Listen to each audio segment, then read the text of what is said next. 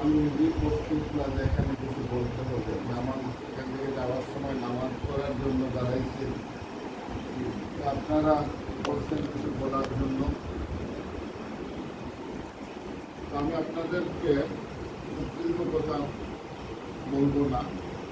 প্রথমত আমরা মানুষ, মানুষকে যখন আল্লাহ পাক সৃষ্টি করেন তখন আল্লাহ পাক সমস্ত মাখলুককে সমবেত করেন, বলেছিলেন যে আমি পৃথিবীতে আমার প্রতিনিধি বানাবো, প্রতিনিধি, রিপ্রেজেন্টেটিভ। ওয়াইযা ক্বালা রাব্বুকা লিল মালাইকাতি ইন্নী জাইলুন ফিল আরদি খলিফা, আমি পৃথিবীতে আমার প্রতিনিধি খলিফা পাঠাবো। তখন সমস্ত মাখলুক বলেছিল যে আল্লাহ আপনি আপনার প্রতিনিধির যে মানুষের যে বৈশিষ্ট্য বর্ণনা করেছেন ওই বৈশিষ্ট্য অনুযায়ী তো ওরা পৃথিবীতে গেলে ফিতনা ফাসাদ করবে, এবং আমরা তো এর চাইতে ভালো আছি, আমরা ইবাদত করতেছি আপনার। এটা দীর্ঘ ঘটনা। আল্লাহ পাক এরপরে বললেন যে ঠিক আছে, তোমরা সবাই আসো আদমকে সাজদা করো। সাজদা করার আগে আল্লাহ বলেছিলেন যে তোমরা ওই ওই ওই ওই জিনিসগুলোর নাম বলো। তখন কেউ বলতে পারেন নাই। আল্লাহ পাক আদম আলাইহিস সালামকে পূর্বেই এগুলা শিখাইয়া দিয়েছিলেন, এবং আদম আলাইহিস সালাম এগুলো বলেছিলেন, বলার কারণে ওনারা শেষ পর্যন্ত সিজদা করেছিলেন শুধু ইবলিস তারা বাকি সবাই সিজদা করেছিলেন। এবং এখানে এই যে আল্লাহ পাক মানুষদেরকে যে এই খিলাফতের যে দায়িত্ব দিলেন, খিলাফতের দায়িত্ব কিসের ভিত্তিতে দিয়েছেন? ইলমের ভিত্তিতে। কিসের ভিত্তিতে? ইলমের ভিত্তিতে। আল্লাহ কিছু জিনিস শিক্ষা দিয়েছেন, আর যে শিক্ষাটা অন্য কারো ছিল না, শুধু আদমকে দিয়েছিলেন। এবং এর জন্য দেখা গেছে নবুয়ত এসেছে যখন, আল্লাহ পাক যুগে যুগে নবী প্রেরণ করেছেন। নবীদেরকে কেন প্রেরণ করেছেন? কারণ মানুষ যখন আল্লাহর পরিচয় ভুলে গিয়েছিল, তখন আল্লাহ পাক নবী প্রেরণ করেছেন মানুষদেরকে আল্লাহর পরিচয় দেওয়ার জন্য, ইলম দেওয়ার জন্য। আল্লাহ সম্পর্কে ইলম, কিয়ামত সম্পর্কে ইলম, জাহান্নাম সম্পর্কে ইলম, জান্নাত সম্পর্কে ইলম, ওই ইলমগুলো দেওয়ার জন্য আল্লাহ পাক যুগে যুগে নবী প্রেরণ করেছেন। সর্বশেষ নবী হযরত মুহাম্মদ সাল্লাল্লাহু আলাইহি সাল্লাম, তিনির কাছে যেদিন প্রথম ওহী আসলো, প্রথম ওহীটা কি এসেছিল? ইকরা পড়ো, ইকরা পড়ো, ইকরা পড়ো। তিনবার পড়ার পরে রাসূল সাল্লাল্লাহু আলাইহি সাল্লাম বললেন, এই জিবরিল, আমি তো পড়তে জানি না, কি পড়বো? তখন জিবরিল আমিন বললেন, ইকরা বিসমি রাব্বিকাল্লাযী খালাক, তুমি পড়ো তোমার প্রভুর নামে, যিনি তোমাকে সৃষ্টি করেছেন। তাহলে মানব জাতি বলেন, আর ইসলাম বলেন, মুসলমান বলেন, সবার জন্য সবচেয়ে জরুরি যে জিনিস হচ্ছে সেটা হচ্ছে ইলম। ইলম অর্জন করা। দেখেন, আমরা বলি আমরা ইমানদার, বলি না? আমরা ইমানদার। কেউ যদি আমাদেরকে বেঈমান বলে গালি দেয় তাহলে আমরা উত্তেজিত হয়ে যাব, রাগান্বিত হয়ে যাব। কিন্তু আমরা কিসের উপর ঈমান এনেছি? ঈমান এনেছি কিসের উপর? আমরা কোরআন শরীফের মধ্যে যেমন বলেছে, যালিকাল কিতাবু লা রাইবা ফিহি হুদাল লিল মুত্তাকিন আল্লাযীনা ইউমিনুনা বিল গায়ব। আমরা ঈমান এনেছি বিল গায়বের উপর। বিল গায়ব মানে কি? আল্লাহর উপর ঈমান এনেছি। আমানতু বিল্লাহি ওয়া মালাইকাতিহি ওয়া কুতুবিহি ওয়া রুসুলিহি ওয়াল ইয়াউমিল আখির ওয়াল কদরি খাইরিহি ওয়া শাররিহি মিনাল্লাহি তাআলা ওয়াল বাসি বাদাল মাউত। এই জিনিসগুলো হচ্ছে বিল গায়ব, গায়বের উপর ঈমান আনা। ইউমিনুনা বিল গায়ব, কোরআন শরীফ সূরা বাকারার প্রথম রুকুতে ইউমিনুনা বিল গায়বের উপর ঈমানের প্রথম শর্ত হচ্ছে আমানতু বিল্লাহ। প্রথম শব্দটা হচ্ছে আমানতু বিল্লাহ। আমানতু বিল্লাহ মানে কি? আমি আল্লাহর উপর ঈমান এনেছি।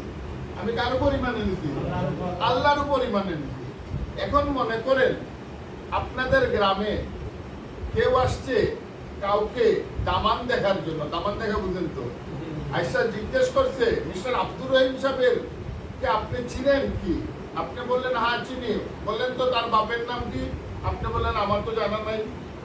তার দাদার নামও জানা নাই, তার মামুর নামও জানা নাই, তার বাড়ি কোনটা আপনি জানেন না, তার ঘর জানেন না, কিছুই জানেন না। এরপরে যদি আপনি বলেন যে আব্দুর রহমান খুব ভালো মানুষ, অনেকে আমি বিশ্বাস করি, এটা কি গ্রহণযোগ্য? গ্রহণযোগ্য না। তাহলে আমরা যে বললাম আমানতু বিল্লাহ, আমি আল্লাহর উপর ঈমান এনেছি, বিশ্বাস এনেছি, আমরা কি আল্লাহকে চিনতে পেরেছি? আমরা যদি আল্লাহকে চিনতে না পারি তাহলে আল্লাহর উপর ঈমান কিভাবে আনবো? আমাদের প্রথম কাজ হচ্ছে আল্লাহর উপর ঈমান আনার জন্য আল্লাহর সাথে পরিচিত হওয়া। আল্লাহর সাথে পরিচিত হওয়া মানে কি? প্রথমে আপনি বুঝতে হবে যে আল্লাহ কি। আল্লাহ, আল্লাহ শব্দের অর্থ আল, একমাত্র, ইলা, একমাত্র ইলা। পুরা লা ইলাহা ইল্লাল্লাহ, পুরা লা ইলাহা ইল্লাল্লাহ যে অর্থ হয় এক শব্দে হয় আল্লাহ। পুরা লা ইলাহা ইল্লাল্লাহ বললে যে অর্থ হয় আল্লাহ ছাড়া কোনো মাবুদ নাই, এক শব্দে আল্লাহ বললে এই কথাই প্রমাণ করে যে একমাত্র ইলা, আর কোনো ইলা নাই। তাহলে আমরা প্রথমে আল্লাহ বললেই আমরা আল্লাহর পরিচয় পাইলাম যে তিনি একমাত্র ইলা, আর কোনো ইলা নাই। অথচ আমরা অসংখ্য ইলা বানিয়ে ফেলেছি। আমরা আমাদের সরকারকে ইলা বানাইছি। ইলা মানে একমাত্র উসিলা। আমরা আমাদের ভাই যিনি লন্ডনে থাকেন, আমেরিকায় থাকেন, সৌদি আরবে থাকেন, তাকে ইলা বানাইছি। আমরা ধনী মানুষকে ইলা বানাইছি, আমরা প্রভাবশালী মাস্তানকে ইলা বানাইছি, বানাই নাই? হ্যাঁ, আমরা ক্ষেতকে ইলা বানাইছি, ব্যবসাকে ইলা বানাইছি। আমরা ইলা, অসংখ্য ইলা বানাইছি, কারণ আমরা আল্লাহ শব্দের অর্থ জানি না। একমাত্র ইলা হচ্ছেন আল্লাহ, আর কেউ ইলা নাই। প্রথমে আমাকে এটা বিশ্বাস করতে হবে। এখন এই ইলা, এই ইলার পাওয়ার কি? পাওয়ার আমরা জানি না। জানি না দেখি আমরা আজকে একটা থানার ওসি আসে, যদি আমরা তাকে ভয় পাই কিন্তু আল্লাহকে ভয় পাই না। আমরা টাকাওয়ালাকে ভয় পাই, আল্লাহকে ভয় পাই না। আমরা এলাকার মাস্তানকে ভয় পাই, আল্লাহকে ভয় পাই না। কেন পাই না?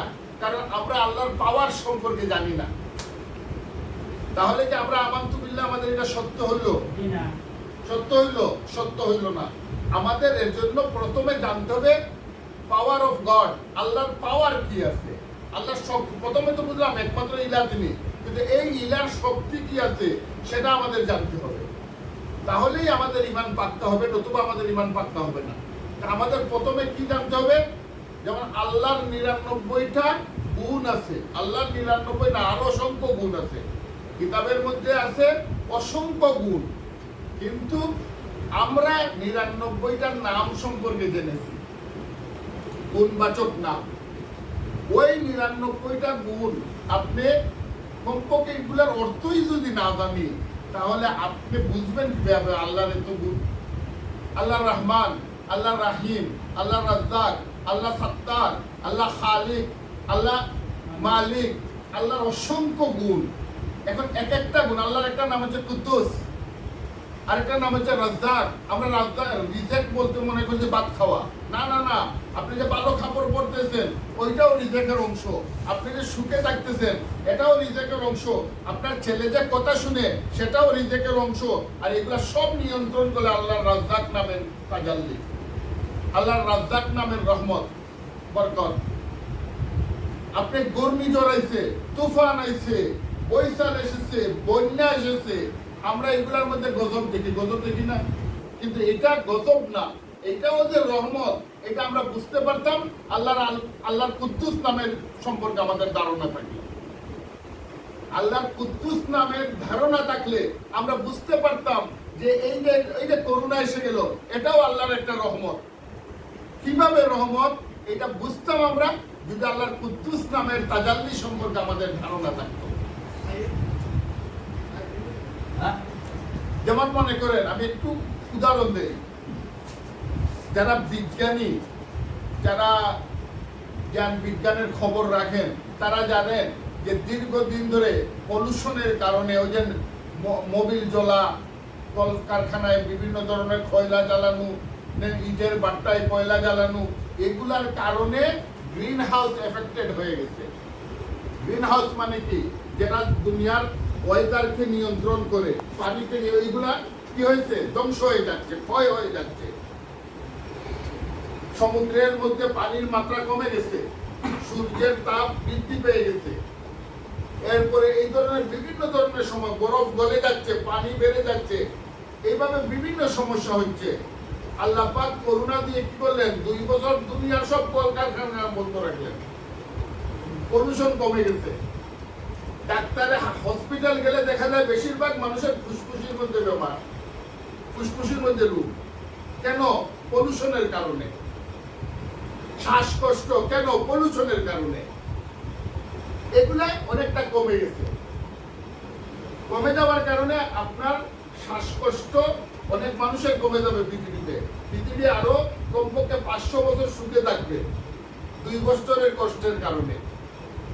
এই জিনিসগুলা যদি আপনি বিজ্ঞানের সাথে মিলিয়ে, আল্লাহর আল কুদ্দুস মানে পবিত্রকরণ, পবিত্রকরণ, এই যে পবিত্রকরণ, পরিষ্কার পরিচ্ছন্ন করা, আল্লাহর আল কুদ্দুস নামের তাজাল্লি, ওইগুলা যদি আমরা চিন্তা করতে পারতাম তাহলে আমাদের পক্ষে সম্ভব হইতো আল্লাহর পাওয়ার সম্পর্কে জানা।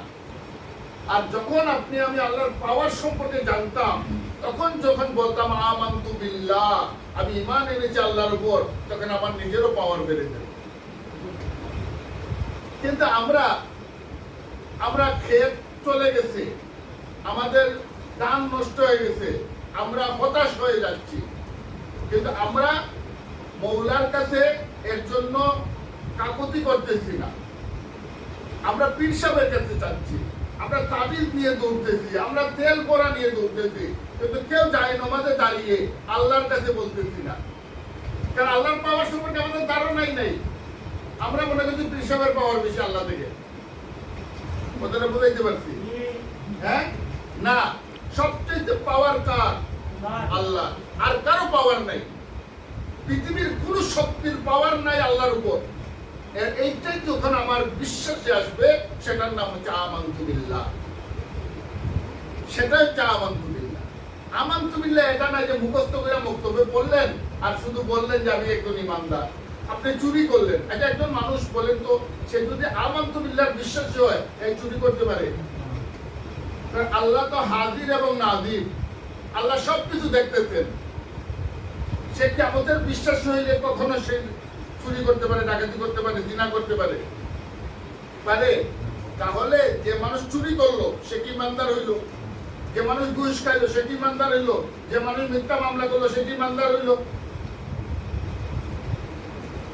তাহলে আমাদের বুঝতে হবে যে আমরা কেন আজকে আমাদের দোয়া আল্লাহর কাছে কবুল হচ্ছে না। কারণ আমরা প্রকৃতপক্ষে আল্লাহকে চিনতেই পারি না। আমাদের প্রথম কাজ হচ্ছে আল্লাহকে চিনা। দ্বিতীয় কাজ হচ্ছে মুহাম্মদুর রাসূল সাল্লাল্লাহু আলাইহি সাল্লামকে চিনা। আপনি বললেন লা ইলাহা ইল্লাল্লাহ মুহাম্মাদুর রাসূলুল্লাহ, মুহাম্মদ আল্লাহর রাসূল মুহাম্মদ সাল্লাল্লাহু আলাইহি সাল্লাম। কিন্তু আপনি যদি মুহাম্মদ সাল্লাল্লাহু আলাইহি সাল্লামের জীবনী না জানেন, সিরাত না জানেন, তার হাদিস না জানেন, তার বক্তব্য না জানেন, তা আপনি তার উপর কি ঈমান আনবেন? জানাই নাই আপনি ঈমানটা কি আনবেন? এজন্য আমাদের জন্য জরুরি হচ্ছে প্রথমে আল্লাহ এবং রসুল সম্পর্কে জ্ঞান অর্জন করা। আল্লাহ এবং রসুল সম্পর্কে জ্ঞান অর্জন করা। এরপরে আমরা জানবো যে আল্লাহ কোথায় আছেন, আল্লাহ কিভাবে আছেন, কোথায় আছেন, এগুলা আমাদের জানতে হবে। না জানলে আমরা আল্লাহ পাবো না। একটা হচ্ছে যে আপনি রাস্তায় যাওয়ার সময় 100 টাকা পেয়ে গেছে, এটার নাম পাওয়া বলে না। পাওয়া হচ্ছে আপনি মেহনত করে যখন রুজি করবেন, সেটার নাম হচ্ছে পাওয়া। আমাদের কি করতে হবে? আল্লাহ সম্পর্কে জানতে হবে। এই জন্য আমাদের উচিত প্রথমত যে এখন আমরা যে কোনো মসজিদের মৌলানা সাহেব জানেন কিনা জানি না, অনেক মসজিদের মৌলানা সাহেব হয়তো জানেনই না। আপনি বাজারে বই পাবেন, আপনার ছেলে মেয়েরা অনেকে বাংলা পড়তে পারে, আপনি পড়তে পারেন। আপনি আল্লাহর 99 নামের বই আছে বাজারে, ওইগুলা খরিদ করে বাচ্চাদেরকে বলবেন তোমরা পড়ে শোনাও, আমি শুনি। আপনার ঘরে তালিমের ব্যবস্থা করবেন, আপনার ঘরে তালিমের ব্যবস্থা করবেন। আপনার বাচ্চাকে বলবেন যে বাবা তুমি পড়ে শোনাও, আমি শুনি। এর দ্বারা হবে দুই কাজ, এক কাজ হলো আপনারও শিক্ষা হয়ে যাবে, বাচ্চারও শিক্ষা হয়ে যাবে। দুই নম্বর হচ্ছে যে আপনি হয়তো মৌলানা সাহেবের কাছে আসবেন, তিনি কে বলবেন যে আপনি আমাকে আল্লাহ পরিচয় করিয়েছেন।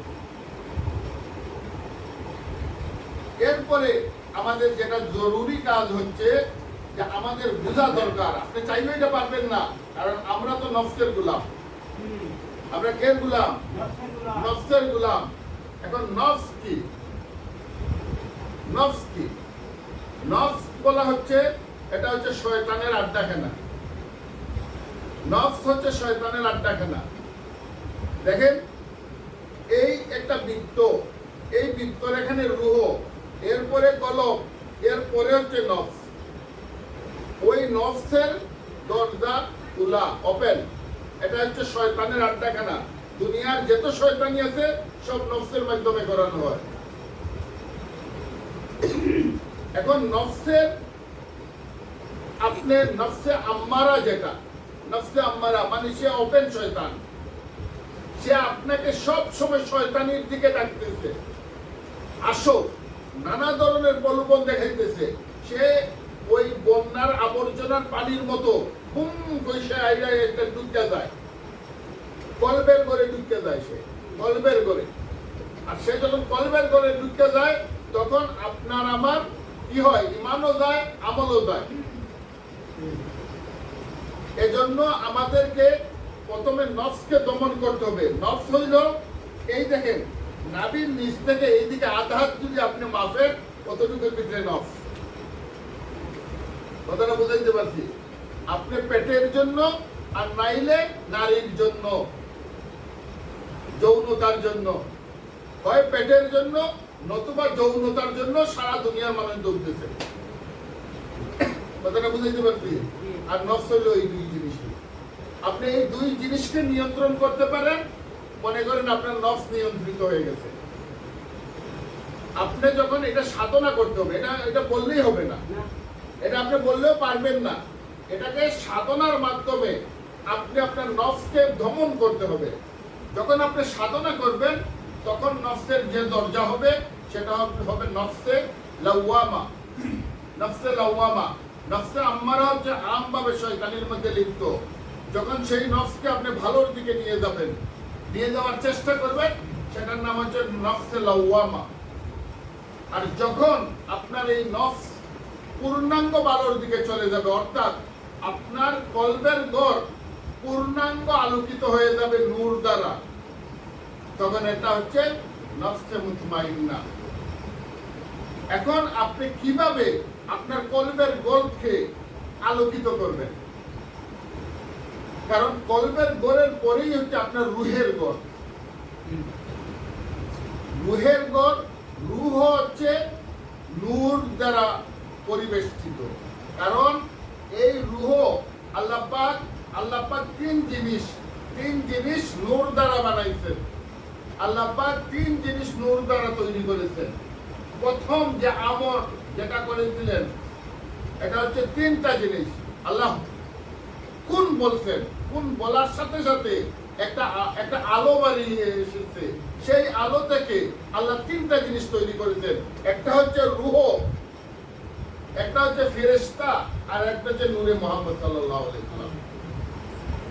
তিনটা জিনিস, একটা হচ্ছে রূহ, একটা হচ্ছে ফেরেশতা, আর একটা হচ্ছে নূরে মুহাম্মদ সাল্লাল্লাহু আলাইহি ওয়াসাল্লাম। এবং কোটি কোটি বছর আমাদের রূহ আল্লাহর আরশের নিচে পড়া ছিল। কোটি কোটি বছর। এখন মনে করেন আমার ওই কাপড় ওইটা যদি আপনার পাক করে নিয়ে ঝুলাইয়া রাখি এক সপ্তাহ, এরপরে বাইরে নিয়ে আসলে দেখবেন তরকারির গন্ধ করতেছে, ধুমার গন্ধ করতেছে। তাহলে এই কাপড়ে যেভাবে ধুমার গন্ধ আসে, তরকারির গন্ধ আসে, তেমনি ভাবে কোটি কোটি বছর যে রূহ আল্লাহর কাছাকাছি ছিল তার মধ্যে কি আল্লাহর নূর আসে নাই? তার মধ্যে আল্লাহর নূর চলে এসেছে। এবং সেই নূর আল্লাহ রূহকে আপনার ভেতরে দিয়েছেন। এই রূহের দরজা বন্ধ থাকে, এই দরজা থাকে বন্ধ। কলবের সাথে রূহের ঘরের মধ্যখানে একটা দরজা আছে। আপনারা যে দেখেন বিভিন্ন অফিসে গেলে ধাক্কা দিলে দরজা খুলে, ধাক্কা দিলে দরজা খুলে। এই ধরনের দরজা আছে রূহের ঘরের সাথে কলবের ঘরের। আবার নফসের ঘরের সাথে কলবের ঘরের যে দরজা, এটা কোনো লাগানো নাই, এইভাবে ওপেন থাকে সবসময়, চাইছেই ঢুকে না। কিন্তু রূহের ঘর থেকে আপনি যখন নূর নিতে যাইবেন তখন আপনাকে একটু সাধনা করতে হবে, একটু সাধনা করতে হবে। নফসের ঘর থেকে শয়তানি আনার জন্য কলবের ঘরে কোনো সাধনা প্রয়োজন হয় না, এটা অটোমেটিক চলে আসে। আর রূহের ঘর থেকে আপনি কলবের ঘরে মানুষকে চালায় কিন্তু কলব, মানুষকে চালায় কলব। নফসের যখন নফসের শয়তানি কলবের মধ্যে এসে যায় তখন মানুষ দুষ্টামি করে। আর যখন রূহের নূর চলে যায় কলবের ঘরে তখন মানুষ ওলি আল্লাহ হয়ে যায়। এখন আপনি কিভাবে নেবেন, এটা তো দীর্ঘ ক্লাসের ব্যাপার, অনেকগুলা বিষয়ের ব্যাপার। আমি আপনাদেরকে সংক্ষেপে বলে দিই। সংক্ষেপ প্রথমত হচ্ছে আপনারা সবাই প্রতিদিন কমপক্ষে আধা ঘন্টা, প্রতিদিন কমপক্ষে আধা ঘন্টা যে কোনো নিরাই জায়গায় নীরব স্থানে চোখ বন্ধ করে কিবলামুখী হয়ে বসবেন। যে কোনো জায়গায়, বাসায় হোক, মসজিদে হোক, যে কোনো জায়গায় কমপক্ষে আধা ঘন্টা চোখ বন্ধ করে কিবলামুখী হয়ে বসবেন। এবং আপনি খুঁজতে থাকবেন আল্লাহকে, চোখ বন্ধ করে। আল্লাহকে আপনি একদিনে পাবেন না, একদিনে বুঝবেনও না। আপনি খুঁজতে থাকবেন আল্লাহকে। এখন আপনার সামনে দেখবেন নানা ধরনের শয়তান এসে যায়, বাজারের হিসাব এসে যায়, ঘরের হিসাব এসে যায়। এজন্য আপনি কি করবেন, আপনার সামনে বাইতুল্লাহর একটা ছবি চোখের সামনে নিয়ে আসবেন। বাইতুল্লাহ, আল্লাহর ঘর, কাবা ঘরের ছবি, বুঝছেন? আপনি কাবা ঘরের দিকে চোখ বন্ধ করে চাইয়ে থাকবেন, কাবা ঘরের দরজার দিকে। আর ভাববেন ওই ঘরের ভিতরে আল্লাহ আছে, এটা কাবা ঘর, ঘরের ভিতরে আল্লাহ আছে। আর আমি দরজা বন্ধ, ওই দরজাকে খুলবো আল্লাহকে ডাইকা। আমি কি করব, এই দরজাকে খুলবো আল্লাহকে ডাইকা। এখন আপনি কি করবেন, চোখ বন্ধ করেন। চোখ বন্ধ কইরা আপনি কি করেন, আপনি সুবহানাল্লাহ, সুবহানাল্লাহ 100 বার সুবহানাল্লাহ বলেন। 100 বার তাসবিহ হাতে নিয়ে 100 বার সুবহানাল্লাহ বলেন। আর বলেন, মনে মনে বলেন, কি বলেন, যে আল্লাহ তুমি পবিত্র। সুবহানাল্লাহ মানে হচ্ছে পবিত্র, বুঝলেন? আল্লাহ পবিত্র। আল্লাহ তুমি পবিত্র, আমাকে পবিত্র করো। আল্লাহ তুমি পবিত্র, আমাকে পবিত্র করো। আর আমাকে দরজা খুলে দেখা দাও, তোমার দরজা খুলে আমাকে দেখা দাও, আমি তোমাকে দেখতে চাই। এইভাবে 100 বার সুবহানাল্লাহ, 100 বার সুবহানাল্লাহ, চোখ বন্ধ থাকবে। এরপরে আমরা কি বলবো, আমরা আরো 100 বার আলহামদুলিল্লাহ বলবো। আল্লাহ সমস্ত প্রশংসা তোমার, আল্লাহ সমস্ত প্রশংসা তোমার। তোমার প্রশংসিত গুণ দ্বারা আমাকে গুণান্বিত করো, আমাকেও তুমি প্রশংসিত করো। কারণ সমানে সমান না হলে কাছে যাওয়া যায় না। তোমার প্রশংসিত, আমি তো খলিফা, তোমার প্রতিনিধি, প্রতিনিধির গুণ থাকতে হয়। প্রধানমন্ত্রীর প্রতিনিধি যিনি হবেন, প্রধানমন্ত্রীর কিছু গুণ থাকতে হবে না? কাছে যাইবে কেমনে? তাইলে আপনি কি বলবেন, আলহামদুলিল্লাহ, আল্লাহ তুমি প্রশংসিত, আমাকেও প্রশংসিত করো।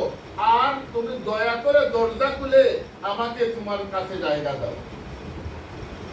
এইভাবে আপনি 100 বার বলবেন আর কাঁদতে থাকবেন, দিলকে নরম করবেন, মাটির মতো করবেন, কাদা মাটির মতো। এরপরে আমরা কি বলবো, যখন আমরা 100 বার আলহামদুলিল্লাহ বলে এরপরে বলবো আল্লাহু আকবার 100 বার। আল্লাহ তুমি বড়, সবের বড়, দুনিয়ার বড়, 7 আসমানের বড়, 7 জমিনের বড়। তুমি পাহাড় থেকে বড়, সমুদ্র থেকে বড়, দুনিয়ার সব রাজা বাদশা থেকে তুমি বড়। আল্লাহু আকবার, আল্লাহু আকবার। তুমি বড় আল্লাহ, তুমি আমাদেরকেও বড় করো। আর দয়া করে দরজাগুলো আমাদেরকে একটু জায়গা দাও, একটু দেখা দাও, আমরা দেখতে চাই তোমাকে। তুমি আমার সিনাকে খুলে দাও, আমার সদরকে খুলে দাও, এবং আমি যাতে দেখতে পারি তোমাকে। এরপরে আমরা আল্লাহু আকবার বলে এরপরে বলবো লা ইলাহা ইল্লাল্লাহ 100 বার। লা ইলাহা ইল্লাল্লাহ 100 বার। যখন আমি লা ইলাহা ইল্লাল্লাহ বলবো, তখন আমি দেখেন আমার পায়ের নিচ থেকে, বুড়ি আঙ্গুল থেকে আমার পাপ, আমার যত খারাপি ছিল, আমার যত অন্যায় ছিল, যত জুলুম ছিল, সব কিছুকে টেনে নিয়ে আসবো। লা ইলাহা, পিছন দিকে ফেলে দেব। দুনিয়ার সব বাদশাহীকে পিছন দিকে ফেলে দেব, দুনিয়ার সব জুলুমকে পিছন দিকে ফেলে দেব। লা ইলাহা, এরপরে ইল্লাল্লাহ বলে কলবের মধ্যে মারবো। লা ইলাহা ইল্লাল্লাহ, লা ইলাহা ইল্লাল্লাহ, কলবের মধ্যে মারবো। মানে আল্লাহ ছাড়া কোনো ইলাহ নাই, অর্থাৎ নাই কোনো মাবুদ, একমাত্র আল্লাহ। ওই আল্লাহকে আমরা কলবের মধ্যে বসাবো। নাই কোনো মাবুদ, একমাত্র আল্লাহ, লা ইলাহা ইল্লাল্লাহ বললে আমরা কি বলবো? এটাকে জরব লাগাবো, জরব লাগাবো, মানে ধাক্কা দেবো। ওই যে দরজায় ধাক্কা দিতে হইব, নাইলে নূর বাড়ি হইব না। রুহের ঘর থেকে নূর বের করতে হলে দরজায় ধাক্কা দিতে হইব। তো আমি ধাক্কা দেবো কলবের ঘরে, একটা দরজার মধ্যে।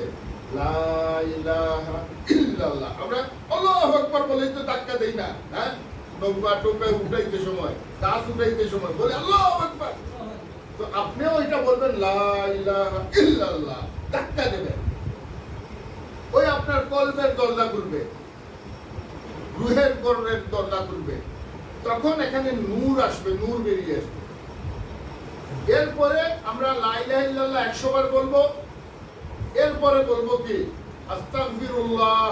দুনিয়া জীবনে যত পাপ করছি, করি নাই পাপ? অসংখ্য পাপ করছি, যত পাপ করছি। আমরা মিথ্যা কথা বলেছি, মিথ্যা মামলা দিয়েছি, স্ত্রীর সাথে খারাপ ব্যবহার করছি, সন্তানের সাথে খারাপ ব্যবহার করছি, মহল্লার মানুষের সাথে খারাপ ব্যবহার করছি, জমিনের পাল্লার মাপে কম দিয়েছি। এই সব পাপকে সামনে রেখে কি বলবো? আস্তাগফিরুল্লাহ ইন্নাল্লাহ গফুরুর রহিম। আল্লাহর কাছে মাফি মাঙ্গবো, মাফি চাইবো, মাফি চাইবো। এরপরে আমরা কি করব? এরপরে আমরা 100 বার আস্তাগফিরুল্লাহ বলার পরে আমরা রাসূল সাল্লাল্লাহু আলাইহি সাল্লামের নামে দুরূদ শরীফ করব 100 বার। সাল্লাল্লাহু, সংক্ষেপে দুরূদ শরীফ হচ্ছে সাল্লাল্লাহু আলাইহি সাল্লাম, সাল্লাল্লাহু আলাইহি সাল্লাম, সাল্লাল্লাহু আলাইহি সাল্লাম। আর মনে মনে বলবো, মনে মনে বলবো, আল্লাহ তোমার হাবিবের খাতিরে আমাদেরকে মাফ করে দাও। আল্লাহ তোমার হাবিবের খাতিরে আমাদেরকে দেখা দাও। আল্লাহ তোমার হাবিবকে যেভাবে তুমি মেরাজে ডেকে নিয়ে দেখা দিত, আমাদেরকে তুমি রুহের ভেতরে, আমাদের কলবের ভিতরে দেখা দাও। ইয়া আল্লাহ তোমার হাবিবের কে আমাদের উসিলা বানাইয়া দিও।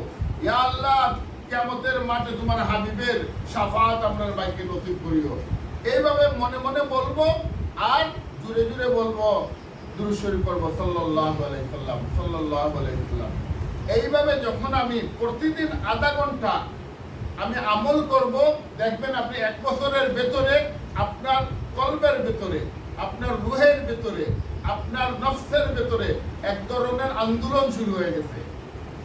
নফস পালাইতে থাকবে, কলম আলোকিত হতে থাকবে, নূর রুহের ঘর থেকে বেরিয়ে আসতে থাকবে। তখন যখন আপনি আল্লাহর কাছে বলবেন, একটা দোয়া করবেন, আল্লাহর কাছে কিছু চাইবেন, তখন আল্লাহ বলবেন দেখো আমার দুষ্টা আমার কাছে চাইতেছে। ওলি পীর এটা কোনো বংশগত বিষয় না, এটা হচ্ছে আমলের বিষয়, এটা হচ্ছে ইলমের বিষয়। আপনিও পারবেন এটা হইতে। নবুয়তি আসে অন্য জায়গা থেকে। হ্যাঁ, এটা হয় কি? আপনি যখন আপনার সন্তানের জন্য দোয়া করবেন, রাব্বি হাবলি মিনাস সালিহিন, রাব্বি হাবলি মিন লাদুনকা যুররিয়াতান তাইয়্যিবা ইন্নাকা সামিউদ দুআ, রাব্বানা হাব লানা মিন আজওয়াজিনা ওয়া যুররিয়াতিনা কুররাতা আইনিন ওয়াজআলনা লিল মুত্তাকিনা ইমামা। আপনি যখন আপনার সন্তানের জন্য দোয়া করবেন, তখন এটা আল্লাহর কাছে সঞ্চিত হয়ে যায়, সঞ্চিত টাকা মানুষ ব্যাংকে সঞ্চয় করে রাখে না, এটা দোয়ায় সঞ্চয় জমা হয়ে যায়। এখন সে যখন এসে দোয়া করবে তার জন্য, তখন আপনার দোয়া আর তার দোয়া এক জায়গায় হইয়া একটা বিশাল বড় জিনিস হয়ে যায়। এখন যদি তার দাদার দোয়াও থাকে, তার পৈদাদার দোয়াও থাকে, এখানে ফলটা বেশি পাওয়া যায়। এখন একজন মানুষ তার বাবা খালি জুলুম করছে, তার বাবা জুলুম করছে মানুষের সাথে, আর সে একজন অলি হয়ে গেছে, দোয়া করতেছে। হ্যাঁ, তার দোয়া করলে কি হবে? তার বাপের জুলুমের কারণে মানুষের বদুয়া লেগে যে সে অভিশাপ এসেছিল, সেই অভিশাপ থেকে সে রক্ষা পাবে। কিন্তু দেখা যাবে কাজ কম হইতেছে। কথাটা বুঝছেন? সেটাতে কারণ ওইদের পাতলার মধ্যে যদি কিছু থাকে না, আর কারো পাতলায় যদি বড়া থাকে, দুইটা তো দুই রকম হয়ে যায়। এর জন্য আপনি আপনার সন্তানের জন্য দোয়া সঞ্চয় করে যান, দোয়া সঞ্চয় করে যান। তাদের নমাজের সময় উঠে দোয়া করেন সন্তানের জন্য, যে আল্লাহ তুমি আমার সন্তানদেরকে নেক সন্তান বানাও, তাদের রিজিক বাড়িয়ে দাও, তাদেরকে তুমি হেদায়েত দান করো, তুমি তাদেরকে ওলি আল্লাহ বানাও। এই ধরনের দোয়া করতে থাকেন, এগুলা সঞ্চয় হতে থাকে। তেমনি ভাবে আপনি বিভিন্ন আমল আমাদের করা দরকার, প্রয়োজন। যাই হোক, আমি এলোমেলো অনেক কথা বললাম। সবচেয়ে গুরুত্বপূর্ণ কথা আজকে সবচেয়ে গুরুত্বপূর্ণ কথা, আজকে থেকে আমরা সবাই এই 6 তাসবির আমল করবো ইনশাআল্লাহ। হ্যাঁ, প্রতিদিন আমরা সুবহানাল্লাহ 100 বার, আলহামদুলিল্লাহ 100 বার, আল্লাহু আকবার 100 বার, লা ইলাহা ইল্লাল্লাহ 100 বার, আস্তাগফিরুল্লাহ 100 বার, দুরূদ শরীফ 100 বার। 6 তাসবির আমল করব। পশ্চিমমুখী হয়ে বসবো এবং কিবলামুখী হয়ে বসে আমরা চিন্তা করব আমাদের সামনে বাইতুল্লাহ, পিছনে জমজমের কূপ, আমাদের বামে হজরে আসওয়াদ, ডাইনে মাকামে ইব্রাহিম, আর সামনে তো আল্লাহর ঘরের দরজা। আমরা মধ্যখানে কাবা ঘরের ভেতরে বসে আছি। কথাটা বুঝছেন? আরে ভাই, চোখ বন্ধ করলে আমেরিকা যাওয়া যায় না? চোখ বন্ধ করে আমেরিকা যাওয়া যায় না? তাহলে চোখ বন্ধ করে আমরা বাইতুল্লাহর দরজায় কেন যাইতে পারবো না?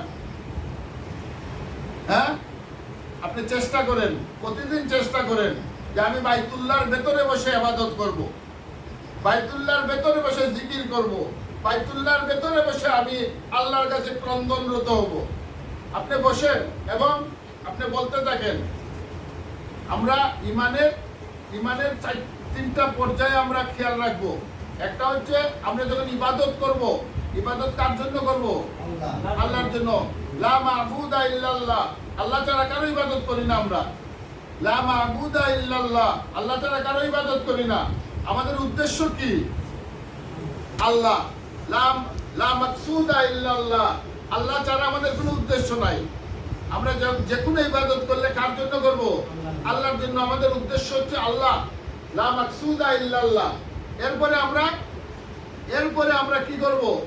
আমরা আমাদের সামনে আর কিছুই দেখবো না আল্লাহ ছাড়া। লা মাউজুদা ইল্লাল্লাহ, আল্লাহ ছাড়া আর কিছুই দেখি না। আমার চোখের সামনে আল্লাহ, আমার পিছনে আল্লাহ, আমার ডাইনে আল্লাহ, আমার বামে আল্লাহ, আমার উপরে আল্লাহ, আমার নিচে আল্লাহ, আমি যেদিকে চাই সেদিকেই আল্লাহ। এই অবস্থায় যখন আপনি সুবহানাল্লাহ বলবেন, আপনার অন্তরটা ফেটে যাবে না? এখন যদি আপনাদের দেশের প্রধানমন্ত্রী সামনে থাকে আর আপনি একটা প্রশংসাপত্র পাঠ করেন, আপনার ভিতরে একটা উত্তেজনা আসবে না? আপনার যদি মনে হয় আপনার বক্তব্য এখন মন্ত্রী মহোদয় শুনতেছেন, তাহলে আপনার ভিতরে এক ধরনের উত্তেজনা আসবে না? আমরা তো বিশ্বাসই করি না আল্লাহ আমাদের কথা শুনতেছেন। যদি আমাদের বিশ্বাস এটা থাকতো, তাহলে আমাদের ভেতরে সেই উত্তেজনা আসতো যে আল্লাহ আমার কথা শুনতেছে। তাহলে আমাদের আজকে আমাদের সবচেয়ে অভাব যেটা দেখা দিচ্ছে, টাকা পয়সার কোনো অভাব নাই, মানুষের ধন সম্পদের অভাব নাই, কিছুরই অভাব নাই। খোদার কসম, একটা জিনিসের অভাব, ঈমান বিল্লাহর অভাব, আল্লাহর উপর ঈমানের অভাব। আল্লাহ বলতেছেন, আমি ধনী, তোমরা ফকিরের দল, আমি দাতা, একমাত্র দাতা, তোমাদেরকে আমি দিতে চাই, কিন্তু তোমরা নিতে পারো না। কথাটা বুঝাইতে পারছি? এর জন্য আমাদের আজকে থেকে আমরা আল্লাহর সাথে সম্পর্ক করতে হবে। আল্লাহর সাথে আমাদের আত্মার সম্পর্ক কার সাথে হবে? আল্লাহর সাথে। আমাদের মা বাবা, ভাই বোন, আত্মীয় স্বজন, আসমান জমিন রাষ্ট্রপতি প্রধানমন্ত্রী সব কিছু থেকে গুরুত্বপূর্ণ কি জিনিস? আল্লাহর উপর ঈমান মজবুত করা, আল্লাহর উপর ঈমানকে মজবুত করা। যাই হোক, আমি অনেক কথা আপনাদেরকে বললাম, বেয়াদবি মাফ করবেন। আপনারা দোয়া করবেন আল্লাহ পাক যেন আমারও ঈমানকে শক্ত করে, আর আমি দোয়া করি আল্লাহ পাক যেন আপনাদেরও ঈমানকে শক্ত করে। আল্লাহুম্মা আমিন। ربنا آتنا في الدنيا حسنة وفي الآخرة حسنة وقنا عذاب النار اللهم اغفر لي وتب علي إنك أنت التواب الرحيم اللهم اغفر لي ولوالدينا رب ارحمهما كما ربياني صغيرا يا مقلب القلوب ثبت قلوبنا على دينك يا مقلب القلوب ثبت قلوبنا على دينك اللهم ارزقنا إيمانا كاملا وعلما نافعا وعملا صالحا ورزقا حلالا طيبا يا مولا يا كريم يا الله তুমি আমাদের maaf করে দাও ইয়া আল্লাহ আমাদের সগীরা কবিরা সব গুনাহ maaf করে দাও ইয়া মওলা ইয়া করিম ইয়া আল্লাহ এই গ্রামের এই অঞ্চলের সমস্ত মুর্দেগানদেরকে maaf করে দাও ইয়া আল্লাহ এই অঞ্চলের সমস্ত যুবকদেরকে দ্বীনদার বানিয়ে দাও ইয়া আল্লাহ এই অঞ্চলের প্রত্যেকটা মানুষের রিজিককে বাড়াইয়া দাও ইয়া আল্লাহ মানুষের ঋণ মুক্ত করে দাও ইয়া আল্লাহ মানুষের ফসলের মাঝে বরকত দান করো ইয়া আল্লাহ ব্যবসার মধ্যে বরকত দান করো ইয়া আল্লাহ আমাদের এই অঞ্চলের প্রত্যেকটা বাচ্চাদেরকে ওলি আল্লাহ বানিয়ে দাও ইয়া আল্লাহ আমাদের মধ্যে ভাই ভাই টাই করো না ইয়া আল্লাহ আমাদের মধ্যে মিল মহব্বত তৈরি করে দাও ইয়া আল্লাহ আমাদের সবার আত্মাকে খুলে দাও ইয়া আল্লাহ আমাদেরকে তুমি আমাদের অন্তরকে তোমার মারিফত দ্বারা মালামাল করে দাও ইয়া আল্লাহ তোমার মারিফত দিয়ে আমাদের অন্তরকে নূর ভর্তি করে দাও ইয়া মাওলা ইয়া কারীম ইয়া আল্লাহ আমাদের পক্ষ থেকে হাজার হাজার সালাম এবং দুরূদ সোনার মদিনায় রাসূল পাক সাল্লাল্লাহু আলাইহি সাল্লামের রওজা মুবারকে পৌঁছিয়ে দাও ইয়া আল্লাহ রাসূল সাল্লাল্লাহু আলাইহি সাল্লামের শাফাত আমরা ভাইকে নসিব করো আল্লাহুম্মা সাল্লি ওয়া সাল্লিম কামা সাল্লাইতা আলা নবিয়িকা মুহাম্মাদিন সাল্লাল্লাহু আলাইহি ওয়াসাল্লাম ইয়্যাকা না'বুদু ওয়া ইয়্যাকা নাস্তাঈন ইহদিনাস সিরাতাল মুস্তাকিম صراط الذين أنعمت عليهم من النبيين والصديقين والشهداء والصالحين وحسن أولئك رفيقا بحق لا إله